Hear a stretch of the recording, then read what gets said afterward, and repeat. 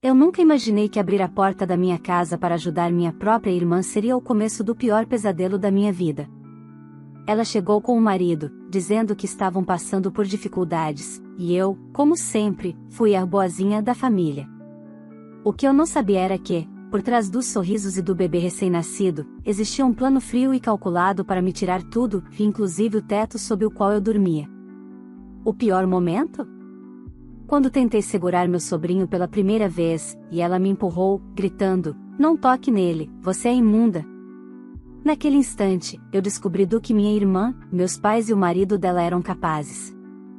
Mas o que eles não esperavam, é que a filha rejeitada seria justamente quem colocaria todos de joelhos.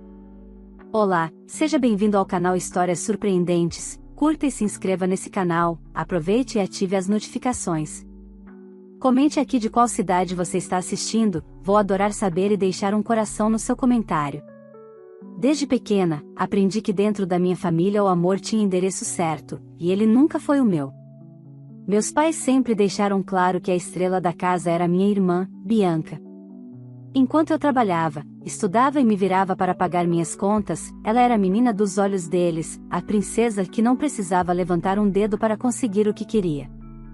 E mesmo depois de adulta, a situação não mudou. Quando Bianca se casou com Gustavo, todos esperavam que eu me alegrasse. Eu estava no casamento, claro, mas observando de longe, com aquele aperto no peito de quem sabia que seria esquecida mais uma vez. Os dois viviam uma vida de aparências, viagens, roupas caras, restaurantes finos, tudo sustentado pelo crédito e pelo orgulho. Então, quando a maré virou e o casal se afundou em dívidas, meus pais me ligaram. "Ela precisa de você, Mariana", minha mãe disse num tom que não deixava espaço para recusa. Eu hesitei, mas, contra todas as minhas vontades, aceitei. Afinal, era minha irmã. E, no fundo, eu ainda acreditava que talvez ela pudesse mudar.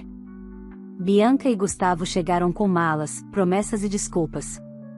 "Vai ser só por uns meses", ela disse, sorrindo. "Até a gente se reerguer." Eu e meu marido, Rafael, abrimos as portas da nossa casa. O primeiro mês foi tranquilo. Bianca ajudava com o jantar, Gustavo procurava emprego. Mas logo o comportamento deles começou a mudar.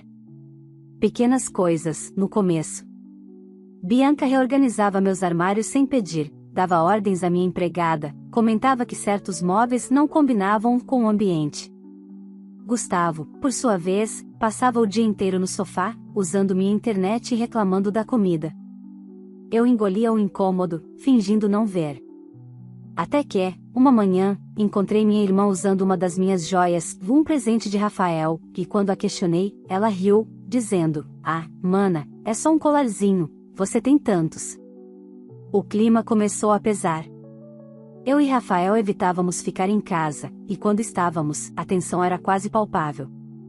Mesmo assim, tentei manter a paz. Mas tudo desabou no dia em que o filho de Bianca nasceu. Eu estava emocionada. Era meu sobrinho, o primeiro neto da família. Fiz questão de preparar o quarto de hóspedes com flores, toalhas limpas e uma cesta de presentes. Quando Bianca chegou do hospital, parecia uma rainha. Eu me aproximei devagar, sorrindo, e estendi os braços para pegar o bebê. "Não toque nele", ela disse com uma frieza que me gelou por dentro. Achei que fosse brincadeira, mas o olhar dela era de desprezo puro. "Você é imunda", completou. Antes que eu pudesse reagir, ela me empurrou com o ombro, protegendo o bebê como se eu fosse um perigo. O som da palavra imunda ecoou na minha mente como um tapa. Rafael apareceu na sala, perplexo, e meus pais, que tinham vindo visitar o neto, simplesmente ficaram calados. Nenhum deles me defendeu. Meu pai apenas disse: "Mariana, ela acabou de ter um bebê. Não faça drama." Eu senti o chão desaparecer sob meus pés. Naquele instante, percebi que a generosidade não é virtude para quem não tem limites. Sem dizer mais nada, olhei para todos e declarei: "Vocês têm até amanhã para sair da minha casa." Mas o que eu não imaginava era que aquele ato de coragem despertaria uma reação ainda mais cruel. No dia seguinte, ao tentar acessar minhas contas, percebi algo estranho. A correspondência estava sendo redirecionada, as contas de luz e água haviam sido alteradas, e havia documentos no nome de Bianca. Foi quando descobri, minha irmã, junto com o marido, e com o apoio dos meus pais, estava tentando tomar a minha casa. E ali começou a guerra. Uma guerra familiar que ninguém ousaria imaginar. E eu, a filha rejeitada, seria a última pessoa que eles esperariam ver vencendo. Na manhã seguinte, acordei com um silêncio estranho em casa. Nenhum som de conversa, de choro de bebê, nada. Desci as escadas e encontrei Bianca sentada à mesa, tomando café como se nada tivesse acontecido. Gustavo mexia no celular, enquanto meus pais, confortavelmente instalados na sala, assistiam televisão. Bom dia, arrisquei, ainda com o coração apertado pela cena da noite anterior. Bianca levantou os olhos, mas não respondeu. Apenas tomou um gole do café e continuou folheando uma revista. Vocês lembram o que eu disse ontem, não é? Falei firme. Quero que saiam hoje. Todos. Minha mãe se levantou primeiro. Mariana, pelo amor de Deus, não faça isso. A Bianca acabou de ter um bebê. Você quer colocar sua própria irmã e o sobrinho na rua? Ela me empurrou, mãe. Me chamou de imunda na minha própria casa. Ela está fragilizada, filha, não sabe o que diz. Gustavo levantou a cabeça e interveio, com o mesmo tom arrogante que sempre o acompanhava. Olha, Mariana, a casa pode estar no seu nome, mas todo mundo aqui sabe que foi seu pai quem te ajudou a comprá-la. Nada mais justo que a família possa ficar aqui até se estabilizar. Engoli em seco. Eu mesma tinha pago por aquela casa com anos de trabalho e o financiamento quitado antes mesmo do prazo. Meu pai tinha apenas assinado como fiador. Mas o jeito que Gustavo falou, parecia ensaiado. Pouco tempo depois, o carteiro chegou. Fui até o portão e recebi um envelope. O nome na correspondência me fez congelar, Bianca Souza de Almeida, com o meu endereço logo abaixo. Voltei para dentro, abri a gaveta de contas e percebi que várias estavam desaparecidas. As que estavam com o titular alterado, energia, água, até a internet, tudo em nome da minha irmã. Bianca, o que é isso? Perguntei, mostrando os papéis. Ela deu de ombros. Organização. Você vive ocupada, e alguém precisava cuidar das coisas da casa. Cuidar. Você colocou tudo no seu nome. Não exagere. Foi só para facilitar o pagamento. Rafael, meu marido, chegou nesse momento e pegou os papéis da minha mão. Facilitar? Isso é crime, Bianca. Você falsificou informações. Meu pai se levantou do sofá, o rosto vermelho. Chega. A sua irmã ajudou a manter esta casa funcionando enquanto vocês viajavam, enquanto o Rafael vivia no trabalho. Ela merece respeito. Merece respeito ou a casa, pai? Perguntei em voz trêmula. Ele hesitou por um instante e então, sem olhar nos meus olhos, respondeu, ela merece o que é justo. Ela vive aqui há meses, está com um bebê. Essa casa é grande, Mariana. Não é justo expulsá-los. Naquele momento, percebi, eles tinham se unido. Bianca, Gustavo e meus próprios pais. Todos tramando para me tirar do único lugar que eu havia construído com esforço. Rafael me puxou de lado e sussurrou, eles estão tentando criar uma situação de posse. Se não agirmos rápido, podem alegar residência prolongada e até tentar tomar o imóvel legalmente. Meu coração disparou. Você está dizendo que eles planejaram isso? Tudo indica que sim. A mudança dos nomes nas contas, o bebê, o discurso de que é injusto colocá-los para fora, é o tipo de estratégia usada para criar vínculo de posse. E com o apoio dos seus pais, ficaria mais convincente. Eu me sentei, tentando controlar o tremor nas mãos. Não acredito que fariam isso comigo. Você sempre foi o alvo fácil, Mari, ele disse com calma. Mas dessa vez, não vamos deixar. Passei o dia recolhendo documentos, escritura, comprovantes de pagamento, transferências, notas fiscais das reformas. Tudo que provasse que a casa era minha. Enquanto isso, Bianca agia como se nada tivesse acontecido. No fim da tarde, ouvi ela cochichando com Gustavo ao telefone. Se ela insistir, a gente fala com o advogado. Meus pais já estão do nosso lado. Vai ser fácil provar que moramos aqui e que ela não quer saber do sobrinho. Era a confirmação que faltava. Subi as escadas, trancando a porta do quarto para que ninguém visse minhas lágrimas. Eu não chorava de tristeza, mas de raiva. A menina rejeitada que todos usaram como degrau agora seria o obstáculo que eles jamais conseguiriam derrubar. Naquela noite, sentei-me ao lado de Rafael e disse apenas 3 palavras: amanhã, isso acaba. No dia seguinte, acordei decidida. Não havia mais espaço para apelos emocionais nem para o coitadismo que Bianca sempre usava para manipular todos. Acordei mais cedo que todos, organizei a papelada e liguei para um advogado indicado por um colega de trabalho.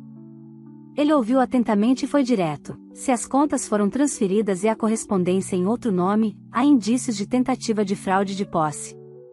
Precisamos agir rápido.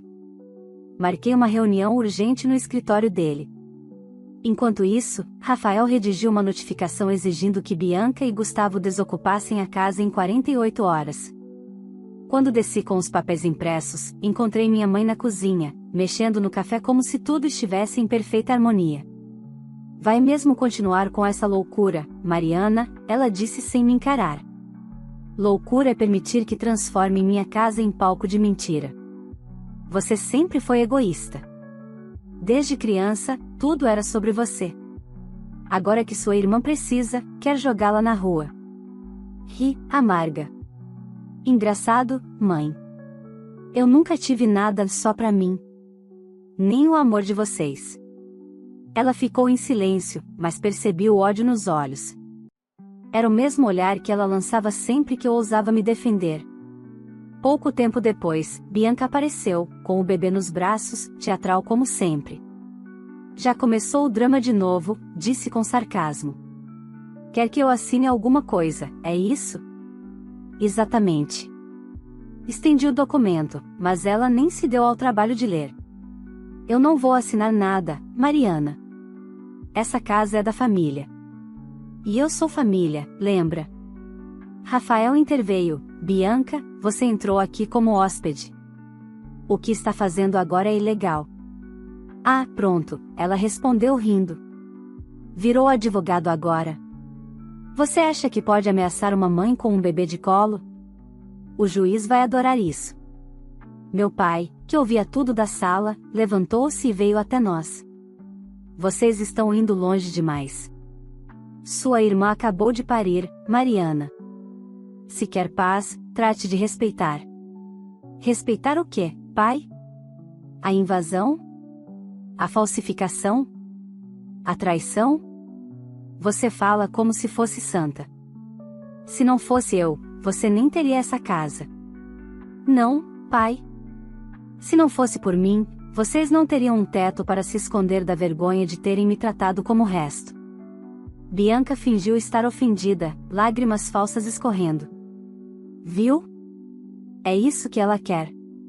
Me humilhar. Eu quero apenas de volta o que é meu.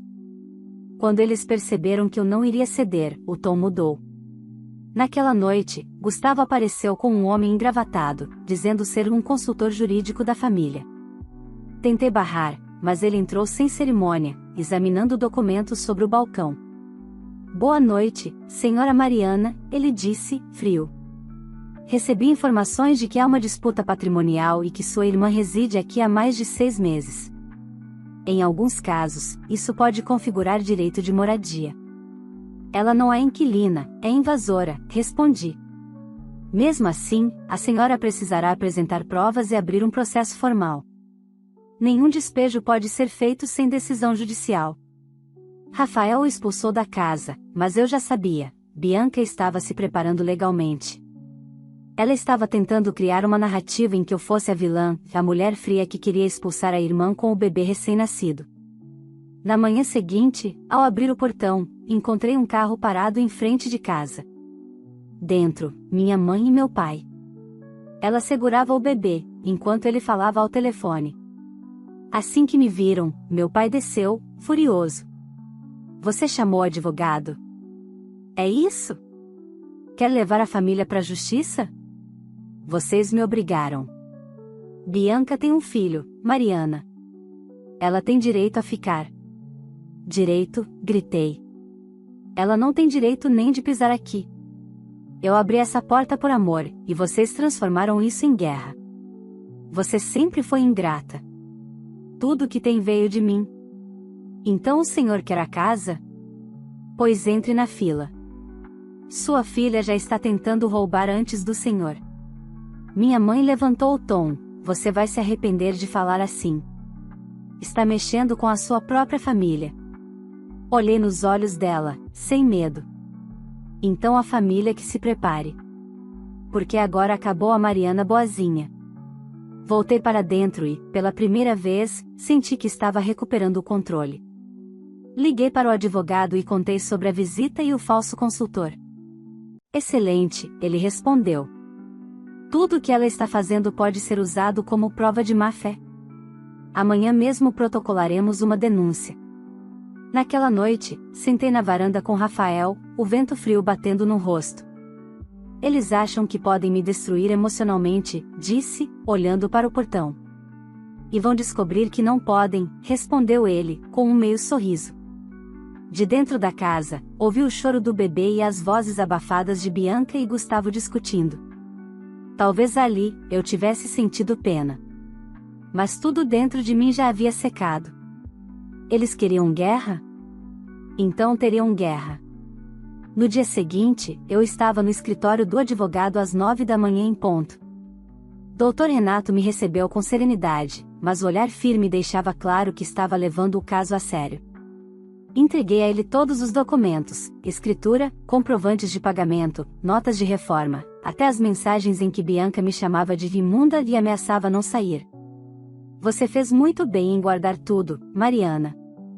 Isso vai ser essencial. O que sua irmã está tentando é configurar posse por uso contínuo, um tipo de fraude civil muito comum em disputas familiares.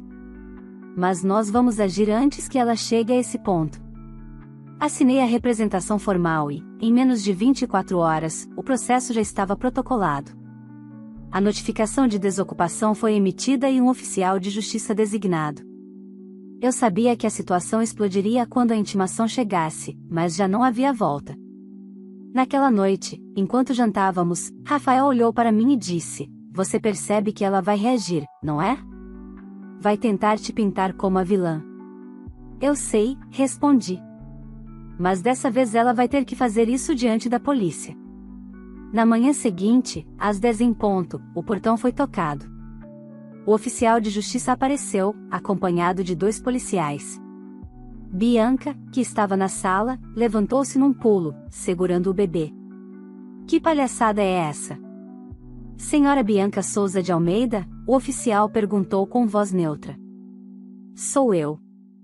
Está sendo notificada a desocupar este imóvel no prazo de 72 horas, sob pena de remoção forçada e abertura de processo criminal por fraude e tentativa de apropriação indevida. O silêncio que se seguiu foi denso. Meu pai, que havia vindo visitá-la, ficou pálido.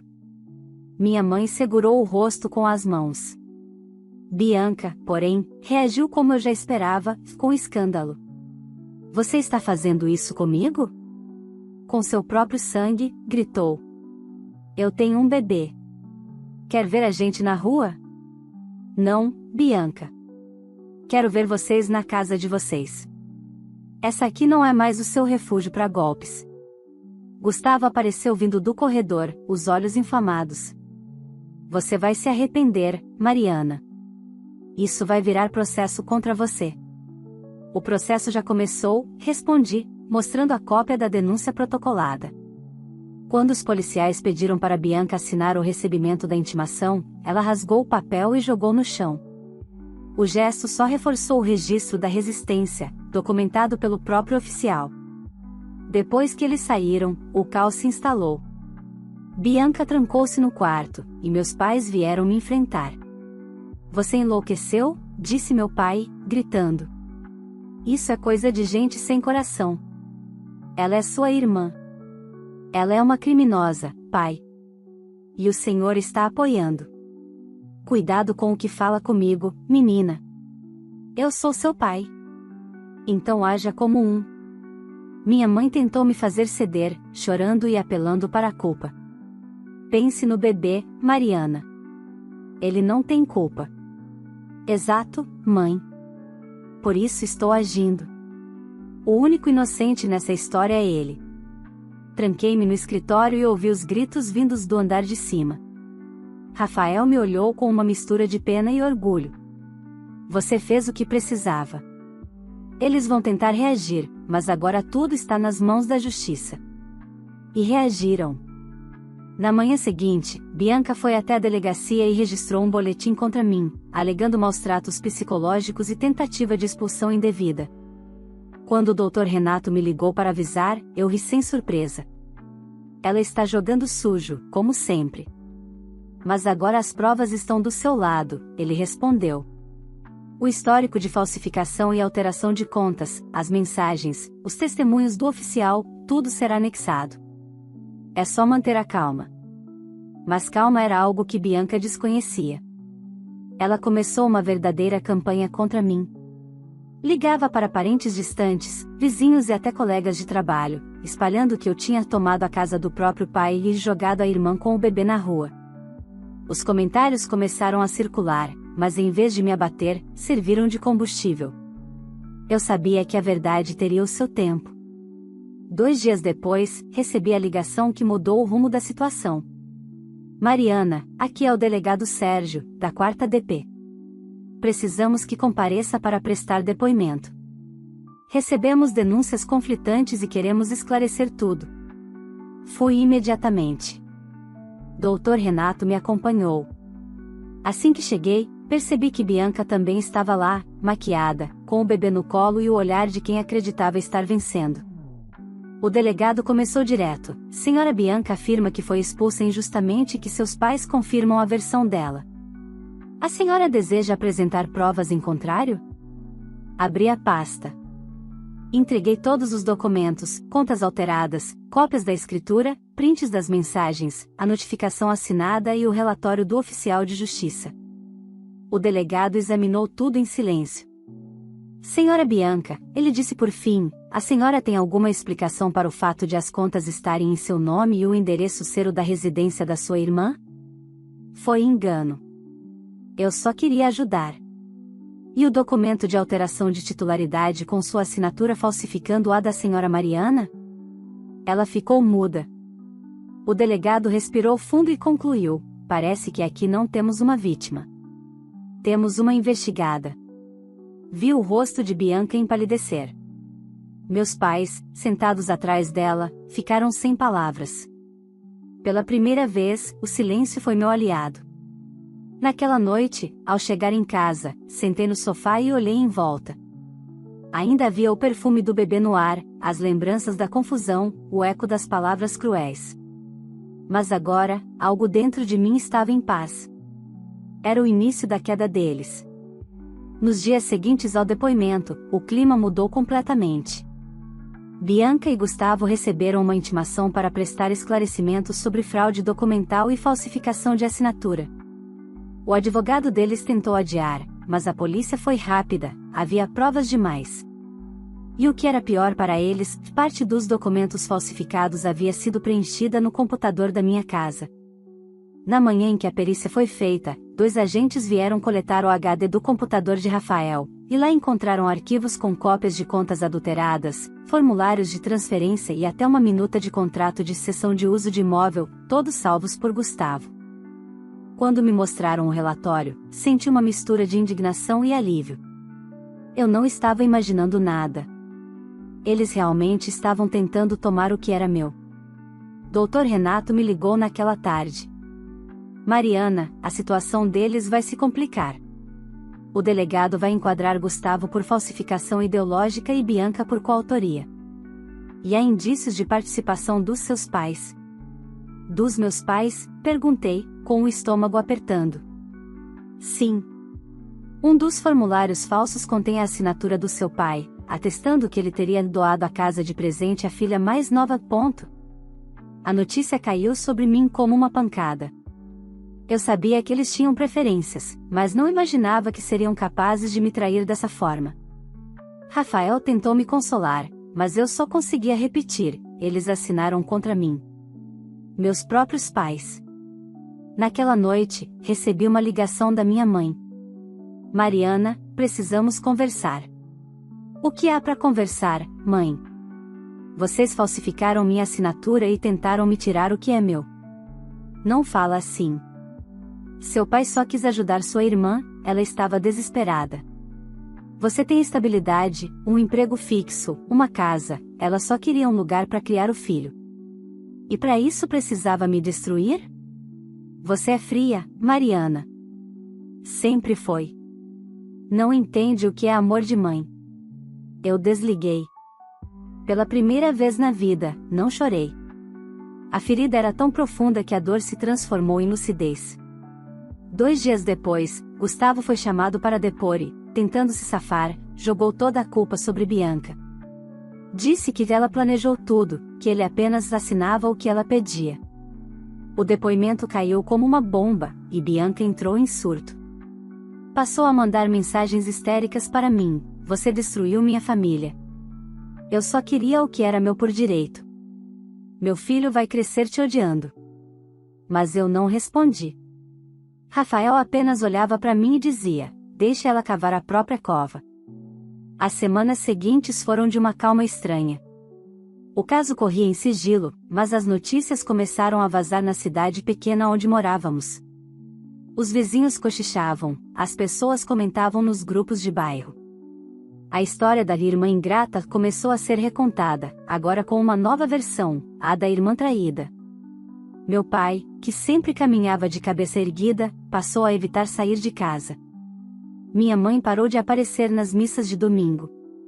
Bianca, desesperada, foi morar temporariamente com uma tia distante, enquanto aguardava o desenrolar do processo. Uma tarde, Dr. Renato me ligou novamente. Mariana, o Ministério Público ofereceu denúncia formal contra os 4, Bianca, Gustavo, seu pai e sua mãe. Todos serão processados por falsificação de documentos e tentativa de estelionato. Senti as pernas fraquejarem. Todos? Perguntei em voz baixa. Sim. Mas como não houve transferência efetiva do imóvel, o juiz provavelmente aplicará pena alternativa. Ainda assim, eles terão antecedentes criminais. Quando desliguei, sentei na varanda e observei o portão da casa. O mesmo portão por onde, meses antes, eu havia recebido minha irmã com flores e carinho. A lembrança me cortou. Como pude ser tão ingênua? Naquela noite, Rafael me abraçou e disse: você percebeu que venceu, não é? Vencer? Rafael, olha o preço disso. Eles eram minha família. Não, Mariana. Eles só usavam esse título para te explorar. Família é quem não te apunhala quando você abre a porta. As palavras dele me fizeram chorar pela primeira vez em semanas. Era um choro limpo, de libertação. No dia da audiência preliminar, sentei na sala do fórum com o coração acelerado. Vi Bianca entrar algemada, tentando esconder o rosto. Gustavo, abatido. E, atrás deles, meus pais, pálidos, evitando me olhar. Quando o juiz perguntou se eu desejava prestar depoimento, me levantei com a voz firme: sim, meritíssimo. Quero que fique registrado que eu não fiz isso por vingança. Fiz porque aprendi que quem se cala diante da injustiça, consente com ela. Eles roubaram minha confiança, meu nome e quase minha casa. E eu não vou mais ser a filha que engole tudo em silêncio. O juiz apenas concordou. A sala ficou muda. Até o estalar do teclado do escrivão parecia ecoar como um trovão. Depois da audiência, saí do fórum com uma sensação estranha, não era alegria, era alívio. A guerra ainda não tinha acabado, mas pela primeira vez em anos, eu sentia que estava vencendo com dignidade. Naquela noite, sozinha na cozinha, arrumei o jantar em silêncio. O cheiro do arroz no fogo me trouxe lembranças da infância. Lembrei das vezes em que preparava comida para todos e era tratada como invisível. Agora, tudo tinha mudado. Eles tentaram me destruir, mas acabaram se destruindo entre si. E o melhor ainda estava por vir. 3 meses se passaram desde a audiência, e cada dia parecia um passo fora de um pesadelo que durou uma vida inteira. A investigação foi encerrada e o processo seguiu para julgamento. O advogado me mantinha informada de cada atualização, e embora eu tentasse seguir a rotina normalmente, o coração ainda pesava cada vez que lembrava do rosto dos meus pais naquela sala de audiência. A sentença saiu numa sexta-feira chuvosa. Lembro-me de estar em casa, com o som da chuva batendo no vidro, quando o Dr. Renato me ligou: Mariana, acabou. A sentença saiu há minutos. Todos foram condenados. Por um instante, não consegui responder. Ele continuou: Bianca e Gustavo pegaram 2 anos e meio de serviços comunitários e multa por falsificação e tentativa de fraude. Seus pais receberam pena de 1 ano e 4 meses, convertida em restrição de direitos. Nenhum deles poderá ocupar cargos públicos ou abrir empresas pelos próximos 5 anos. Fechei os olhos e respirei fundo. Era o fim. E quanto à casa? Perguntei. Totalmente protegida. O juiz determinou o registro definitivo em seu nome, com impedimento de contestação futura. E mais, eles foram proibidos de se aproximar de você por 1 ano. Desliguei o telefone e, pela primeira vez em meses, chorei em paz. Rafael entrou na sala, me encontrou com o rosto molhado e o abraço dele foi o abrigo que eu precisava. Você venceu, Mariana. Não, Rafa, eu sobrevivi. Vencer é outra coisa. Nos dias seguintes, a notícia se espalhou pela cidade. As pessoas que antes cochichavam pelas costas agora me olhavam com respeito. A história da irmã fria e ingrata deu lugar à da mulher que enfrentou a própria família para não perder o que era seu. Meus pais tentaram me procurar, mas eu não quis atender. Precisava de distância. Bianca, por outro lado, apareceu na portaria do prédio onde eu trabalhava, com o rosto abatido e os olhos fundos. Só quero falar 5 minutos, implorou. Deixei-a entrar no saguão, sem emoção. Pra quê, Bianca? Já disseram tudo no tribunal. Eu errei, tá? Eu só queria garantir um futuro pro meu filho. Não pensei que ia chegar tão longe. Você não queria garantir um futuro, queria garantir poder. É diferente. Você fala como se nunca tivesse errado. Todos erram. Mas você tentou destruir quem te ajudou. Ela me olhou em silêncio por um momento e então disse, num fio de voz: eu não esperava que você fosse tão forte. Sorri de canto. Nem eu. Ela foi embora sem olhar para trás, e eu senti que aquele seria nosso último encontro. Com o tempo, voltei a sorrir. Rafael e eu fizemos pequenas reformas na casa, substituímos os móveis que Bianca havia estragado e pintamos as paredes. A cada pincelada, parecia que estávamos apagando um pouco da dor. Quando o portão novo foi instalado, senti que finalmente o ciclo se fechava. Certa manhã, enquanto tomava café na varanda, o carteiro me chamou. Tem correspondência para a senhora, Dona Mariana. Assinei o recibo e, ao abrir o envelope, encontrei uma carta escrita à mão. Eu não espero perdão, mas quero que saiba que entendo agora o que fiz. A casa era seu lar. E eu tentei roubar mais do que isso, tentei roubar o seu lugar no mundo. Espero que o tempo te traga paz. Bianca. Fiquei parada por um tempo, lendo e relendo. Havia ali uma tentativa tímida de arrependimento, e embora o orgulho ainda me impedisse de responder, eu soube que, de alguma forma, ela estava pagando o preço certo, o peso da consciência. Os meses seguintes foram tranquilos. Meus pais se mudaram para o interior, e o contato entre nós se limitou a mensagens esporádicas e frias. Bianca e Gustavo se separaram. Ele sumiu, e ela começou a trabalhar em uma pequena loja de roupas. Enquanto isso, minha vida florescia novamente. Reencontrei amigos que se afastaram durante a confusão, voltei a cozinhar para os vizinhos aos domingos e, pela primeira vez, planejei uma viagem sem me preocupar com o que os outros pensariam. Numa dessas tardes ensolaradas, sentei-me no jardim, observando Rafael podar as plantas. Ele olhou para mim e perguntou: você ainda pensa neles? Penso. Mas não com raiva. Penso para lembrar até onde a ingenuidade pode nos levar. Penso para nunca mais esquecer o valor do que conquistei. Ele sorriu. Você transformou a dor em força. Nem todos conseguem.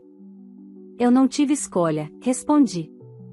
Ou eu me tornava forte, ou seria destruída. Quando o sol se pôs, senti um vento leve balançar as cortinas. A casa estava em silêncio, o tipo de silêncio bom, que traz paz. Caminhei até a cozinha, onde tudo começou, e passei a mão sobre o balcão. É sua, Mari, eu disse a mim mesma. Cada canto, cada parede, cada conquista. Olhei pela janela, e o céu estava tingido de laranja. Um ciclo inteiro tinha se fechado, e dentro de mim só restava gratidão, não por ter sofrido, mas por ter sobrevivido sendo quem eu sempre fui, uma mulher que aprendeu, enfim, a se defender. Meu nome é Mariana Souza, e esta é a minha casa. Não emprestada. Não herdada. Conquistada, e protegida com tudo que tenho. E agora me conta, você faria o mesmo que a Mariana fez? Teria coragem de enfrentar toda a família para defender o que é seu, ou teria tentado manter a paz, mesmo sendo injustiçada? Quero muito saber a sua opinião, escreva aqui nos comentários, e me diga também de qual cidade você está assistindo este vídeo, porque eu adoro ver até onde nossas histórias chegam e vou deixar um coração no seu comentário. Se essa história te prendeu até o final, deixe o seu like, isso ajuda muito o canal a crescer e faz com que mais pessoas conheçam histórias como essa. E se você ainda não é inscrito, aproveite e se inscreva agora, ative o sininho para não perder os próximos vídeos, porque vem muita história forte e surpreendente por aí. Ah, e não guarda só para você, compartilhe esse vídeo com alguém que você sabe que precisa ouvir essa mensagem sobre coragem, limites e dignidade. Até o próximo vídeo, e lembre-se, ninguém pode te fazer pequena dentro do espaço que você construiu com as próprias mãos.